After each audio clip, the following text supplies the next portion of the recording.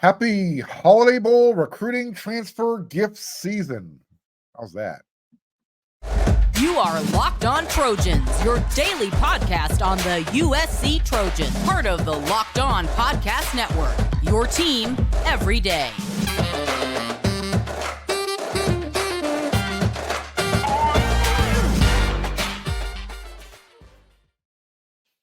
Hey, fight on everyone. I'm your host, Mark Culkin, and thank you for making Locked On USC your first listen every day.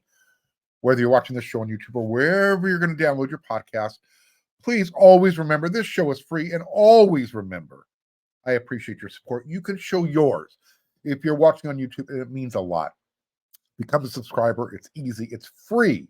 Click that red subscribe button, smash that thumbs up button, and do not forget to hit that bell notification button so you won't miss an episode. Hey, it's the day after Christmas, and I really hope everyone, I truly do, I really hope everyone got everything they wanted for Christmas. Late Hanukkah gifts. Did you get together for your Festivus? Hopefully there were no brawls. Again, hopefully everybody got exactly what they wanted. Mostly they got to spend time with their family and friends. It's been over a month. Seems like it's been over a month since Lincoln Riley gave everyone the gift of a Grinchless 2024. So there's that. Everyone got one gift that everybody wanted. It was on everybody's wish list. And I feel safe saying that the Trojans aren't done yet opening their gifts. Not yet. They're on a hiatus. You know, I think everyone was kind of hoping during the holidays, during the Christmas holiday, that maybe Will Howard would have announced that he's committed to USC. So there's still no quarterback or quarterbacks part of the 2024 class, which begs the question, what's Will Howard waiting on? What's the transfer quarterback from Kansas State waiting on? Seems like you know, if he's coming to USC, what's the delay? NIL? It's got to be, right? Look, if he doesn't make an announcement after USC's bowl game within 24 to 48 hours, I think I'm going to start being a little bit nervous. Coach Riley did say that Malachi Nelson's jump into the transfer portal kind of changed things for USC, changed the calculus a little bit. So it does look like two quarterbacks are going to be coming in at some point in 2024. Now, is there a new is there a new quarterback on Lincoln Riley's wish list? Okay, the name Aiden Childs was hinted and dropped over on the wearesc.com site recently by Scott Schrader. Usually has his ear to the grindstone when it comes to recruiting information. Aiden Childs was Oregon State's freshman quarterback in 2023. And he jumped into the transfer portal, and it looks like he's going to follow Jonathan Smith over to Michigan State. The former Beavers quarterback, he did get some playing time up in Corvallis this past year. He was playing behind DJ Ungalele, and he's actually a really good prospect. He put up some decent numbers. He played in 9 games, in fact, so he's got some game experience. He completed 24 out of 35 passes, 309 yards, 4 touchdowns, and apparently he fought right up until the first game. He was giving DJ everything he can handle as far as taking over as the QB1 spot. Excuse me. Another nice thing about Aiden Childs' game is he can use his legs. He's not afraid to tuck the ball and run when necessary. I think he also scored 3 touchdowns running the ball. And here's a nice aspect of it. He's a local prospect. He's from Southern California, Downey. Is Lincoln Riley maybe considering, and again, I'm just throwing this out there, I haven't heard anything, but is he considering Ty Thompson, making him a reclamation project? Ty spent a few years, his formative years actually, up there in Eugene, being wasted. The former 5-star, can't miss prospect. He waited behind Bo Nix for a couple of years. And then what did Dan Lanning do? He went out and he got Dylan Gabriel, the 1-year ringer from Oklahoma, 6th-year quarterback. And then he's also bringing in Dante Moore. I think Ty Thompson got the message. Get out of town. He's not their quarterback. Now, what's interesting about that dynamic is that Oregon's bringing in Dante Moore. Dante played as a true freshman. He started for Chip Kelly at UCLA. And he's leaving Chip Kelly to go play for a defensive-minded head coach. And I don't need to remind everybody that both UCLA and Oregon are joining USC in the big conference this coming season in 2024. So is this what Lincoln Riley's looking? Is this what he's trying to do because of what happened with Malachi Nelson? Look, we know, well, I feel strongly that he needs a ready-to-go guy that he can bring in that's going to push Miller Moss. That's the role that Will Howard fills. Maybe Will Howard's starting to feel like, hey, you know what? I'm not being guaranteed the starting job. Maybe that's playing a role. I don't know. All I know is you don't leave your starting position to come to USC unless you're planning to start. I get it. You get the whole Lincoln Riley gravitas thing where, hey, you can still learn from Lincoln Riley. You don't leave a starting quarterback role to do that. I don't care who you are. So here's where we're at. The early signing period, and it ended December 24th.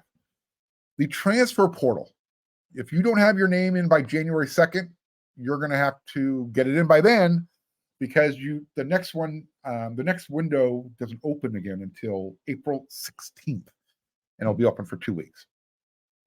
It'll close on April 30th. So that's kind of where USC is at right now. You know what they have signed and committed from the early signing period. I went over that on my last episode of Locked on USC. Go check it out. And we know there's some stuff in the hopper that USC is looking at as far as in the transfer portal. The quarterback position is where everybody has their eyes kind of glued out. What's happening? What's going on there? So, knowing that, and knowing that USC is not done failing their 2024 class at all. I told you it's going to look much better in February than it looks now. Right now, according to the On3 network, USC is they finished outside the top 15 recruiting. Number 18 is where they finished from the early signing period. And that puts them one position behind undefeated and number 1 ranked Michigan. Weird, huh? Michigan has the number 17th ranked class. And this is Michigan's second year in a row that they've beaten Ohio State, and the second year in a row, actually third year in a row that they beat Ohio State, but the second year in a row that they're going to the playoffs. So why is Michigan's recruiting class in the dumpster? Why is it only one spot better than USC's? For all you USC critics out there, you know who you are. So we can look at USC's 18th ranked national ranked class, number 18, or we can peel back the layers a little bit more, kind of cherry pick, look at the quality of each player that USC signed, and let's compare that to Ohio State, which has the number 5 class.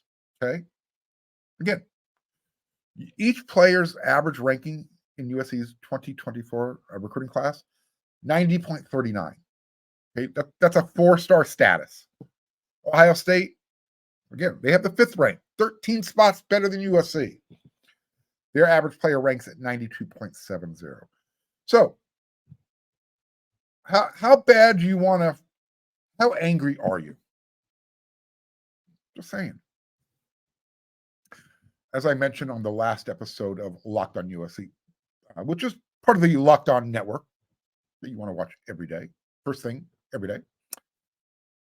What I said last time, do not hate on this USC class. It's not a great class. Never said it was, but it was very focused. It was focused on specific needs, mostly defense.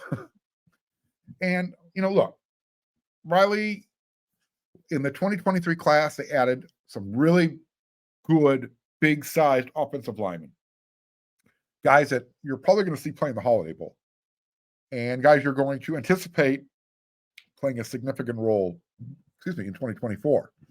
Well, Lincoln Riley and Coach Josh Henson also added another 5 offensive linemen in this 2024 class. So that's 10 recruited offensive linemen in 2 years. That's good. There are still a couple of holes in this class. I've been talking about it already. Quarterback.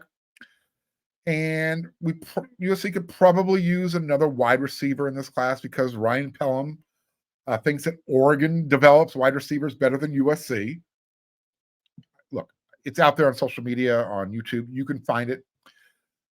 Tell me I'm wrong. Each time I watch young Mr. Pelham answer the questions after he flipped, the more it tells me this has everything to do with NIL money. I mean, he even admits it.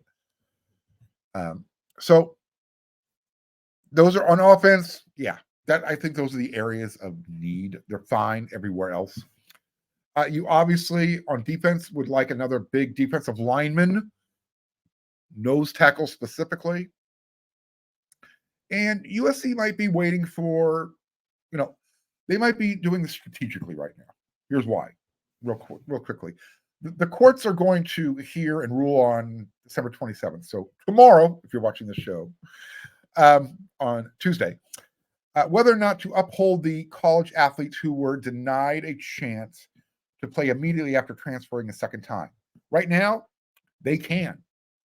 So athletes can literally transfer a second time and not have to sit out a year. We're going to see if that holds up. Right now, it's under a 14-day temporary restraining order, which says they can. We'll see what happens. I'm going to keep updating this as we go. But as I said, the final grades for USC's 2024 class, those are going to be posted in the spring, after February, probably sometime around spring camp when you've got more and more players moving around. So we'll see. So again, Holiday Bowl, transfer season, recruiting season, got you all caught up here in segment 1. In the next segment, we're going to talk about what USC's offense what we should be looking for in the Holiday Bowl game.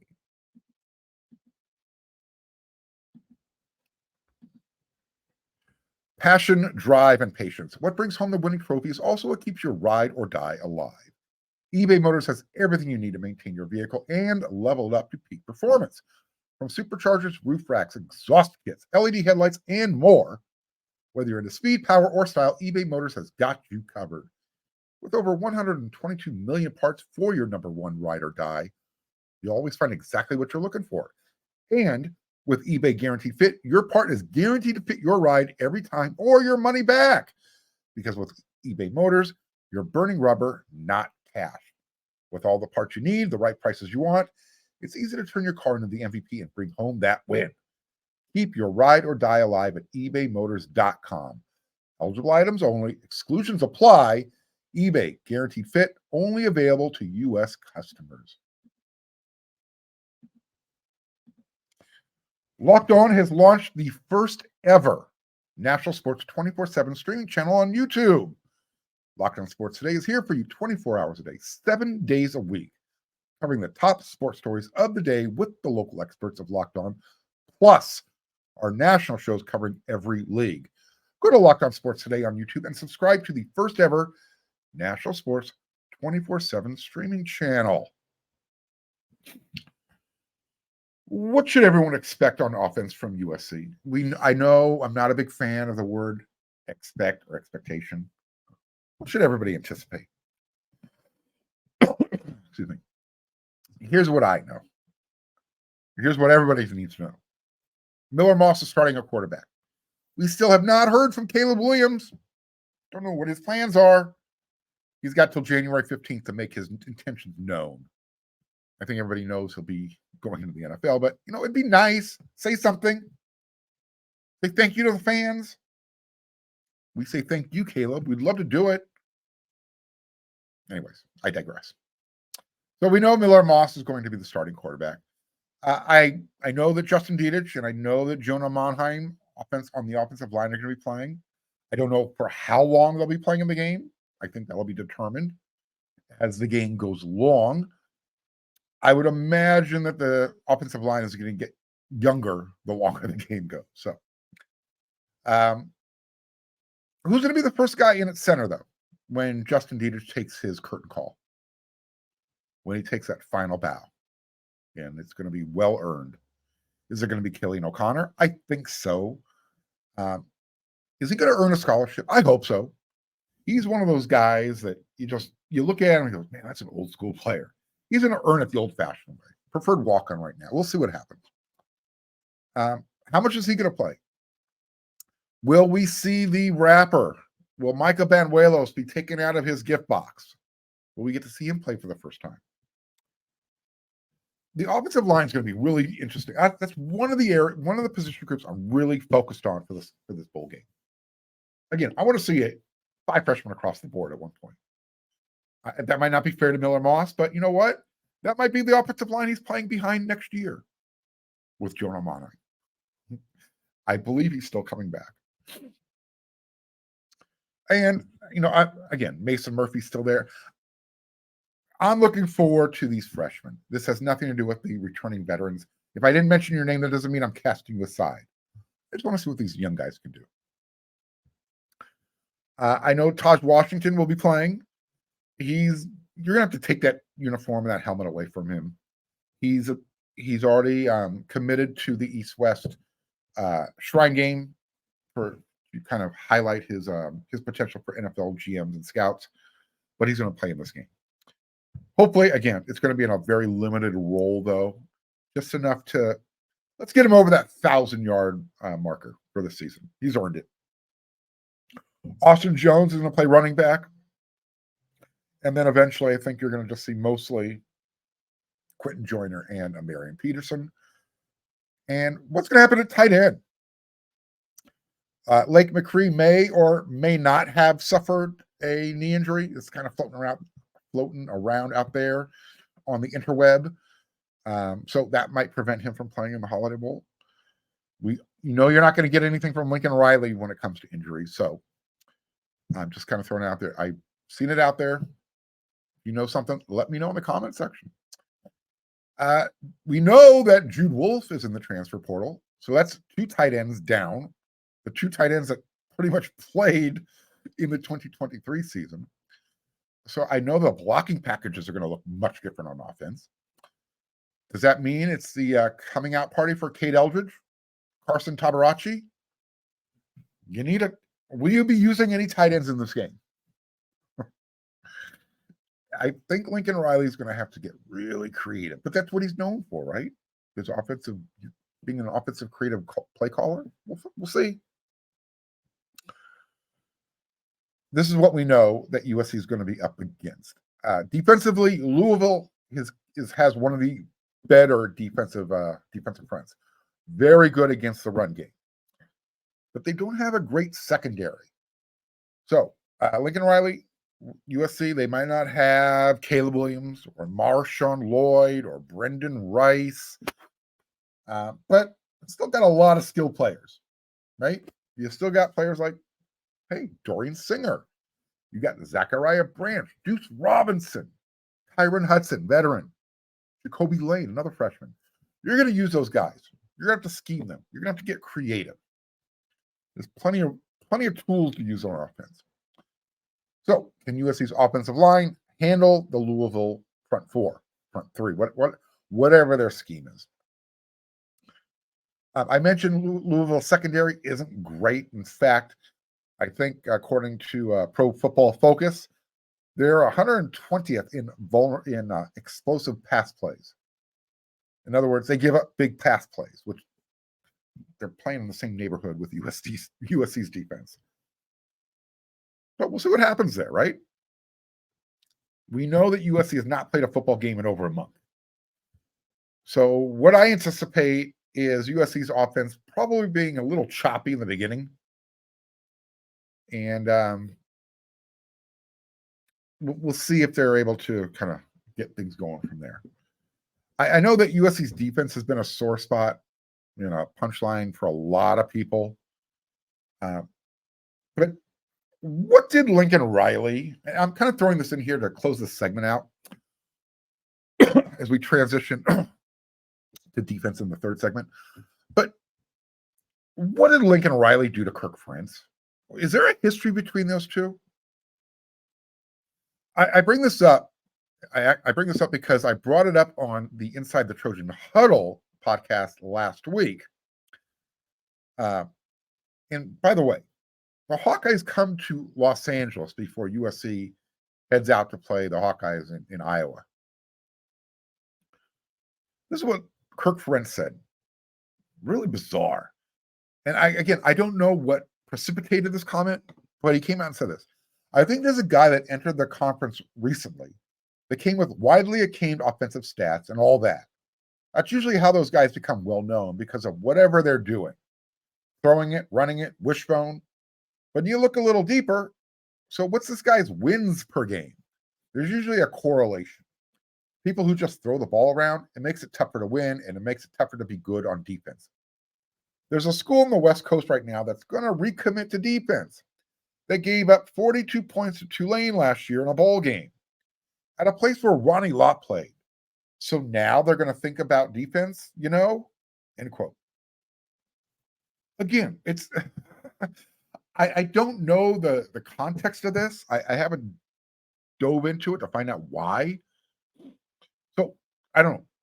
Did someone ask him if his son Brian, who was Iowa's offensive coordinator, does he need to be tutored by Lincoln Riley because Iowa's offense was freaking terrible? Why would Kirk Ferentz go off like that? Someone out there, I know you know. Let me know. Hit me up in the comment section, please. In a non-related note, one last thing here before we get out. Coach Riley said that we've got to make the most of it, of the bowl game, the bowl experience.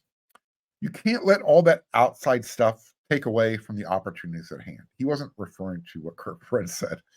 He's talking about everything that USC is dealing with heading into the Holiday Bowl.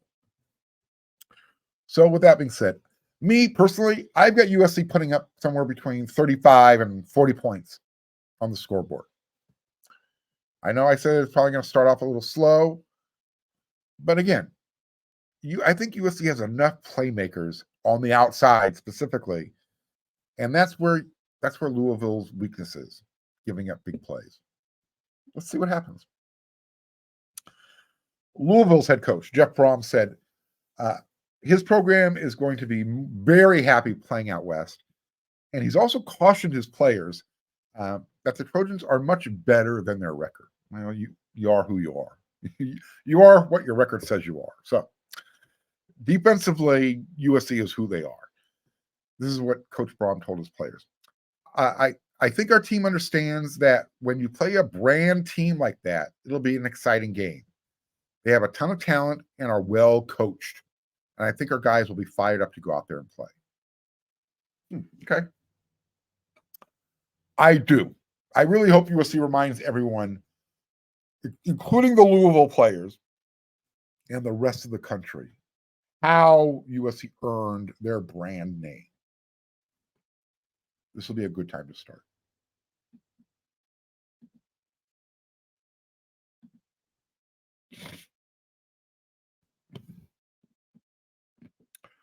So the defense is going to get one more chance in 2023 to kind of say, you know what? We let you down. We apologize. It wasn't our best effort, but here's what we're capable of. And here's what we want you to look forward to in 2024. There's not going to be any Kalen Bullock in 2024. He just recently announced that he is taking his All-American talents to the NFL. He's done 3 years. Thank you, Kalen. I think you've done everything you can. Best of luck to you. Wish we could have seen you play one more time. And we also know that this is going to be the last game for Max Williams at USC. After practice last week, he kind of nonchalantly, he let everybody know that he's playing his last game for the Trojans in the Holiday Bowl. And he said there's no need to delay it. It was It's his chance now to go play professionally. I think he's going to be, 23, 24 years old. So it's time, in his mind, it's time for him to move on. And it's time for the baby brother of the Williams family to be front and center at USC. It's his chance. It's his time. I don't think Max was. I think Max would love to play with Marcellus, but it's probably time to move on. And look, USC's got a lot of young safeties returning. I don't know if he was reading the writing on the wall, but in 2024, the USC safety room, it's going to be different. The most veteran guy returning, Jalen Smith. You got Christian Pierce. You've got Zion Branch. You've got Kamari Ramsey transferring over from UCLA. Anthony Beavers is returning. So those are the guys with experience. And then you got a whole bunch of youth coming in with this recruiting class. So again, 2024, the safety room is going to look very different. It's going to look, the first time we were playing without Caleb Bullock. Excuse me. I failed to mention Bryson Shaw's name. He is also eligible to come back next year. So you will have some veteran leadership until we hear differently. I'm not saying he's leaving. I'm just saying I didn't want to forget to mention his name. What should USC's defense be able to accomplish in this Holiday Bowl game? We do know that USC is going to be down some key players on offense. I mentioned Caleb Bullock. He's not going to be playing. I'm not sure exactly what's up on the injury front defensively as far as who's available. Will Eric Gentry be playing? I know Rajon Davis will be playing. I'm assuming Mason Cobb is playing. So we know Damani Jackson. Again, there's players missing. Here's the thing. USC's defense might have a fighting chance in this game. Let me tell you why. Louisville isn't going to be at full strength on offense either. Their number one playmakers, running back and wide receiver, they're sitting the game out. So that means what? 1,100-yard rusher, Jawar Jordan, and then their top receiving threat, Jamari Thrash. They're big-time playmakers. Them not playing, that helps USC. Has to, right? Their quarterback, Jack Plummer. His last game out was in that Atlantic Coast Conference championship game against Florida State. They lost 16-6. He didn't have a very good game. 14 out of 36 throwing, 111 yards, and an interception. If USC comes close to holding Louisville's passing game to that, USC is going to win this game. I said if USC comes close, because we know everybody has looked good against USC's defense this past season. Everybody. From freshman quarterbacks to pig farmers. Speaking of pig farmers, after what Northwestern just did to Utah's Bryce Johnson, I guess anything's possible. USC's defense could show up. But I don't know. We're looking for some improvement. Will it be dramatic improvement? I don't know. All I know is Northwestern just held Utah to 7 points in the Las Vegas Bowl. I watched like 5 minutes of that game, and it literally reminded me of the USC versus Utah Las Vegas Bowl 2001. There wasn't a whole lot of offense going on in that game. It was ugly, and it was hard to watch. So USC is going to have a bunch of guys auditioning to play defense in 2024, playing in this Holiday Bowl game. I mentioned that they've been off for a month, and they don't have to deal with a couple of the Louisville Cardinals' best offensive playmakers. So, with that said, I don't know what to anticipate from USC's defense. I think, though, instead of them giving up 40-plus points in this game, I can see USC's no-name defense, giving up somewhere between 30 and 35 points and winning a close game. That's what I want to see defensively from USC. I want to see a lot of the younger guys who didn't get to play, like an Elijah Hughes. I want to see him lining up there next to Bear Alexander. I want to see Christian Pierce out there playing safety. Who are some of the guys on cornerback? Well, who do we have left at cornerback? I'm assuming Profit Brand's going to be out there.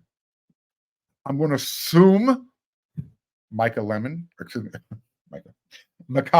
is staying out there. Who knows? Maybe he's going to play wide receiver. I'm looking forward to the Holiday Bowl because there's just so much unknown. And you know what?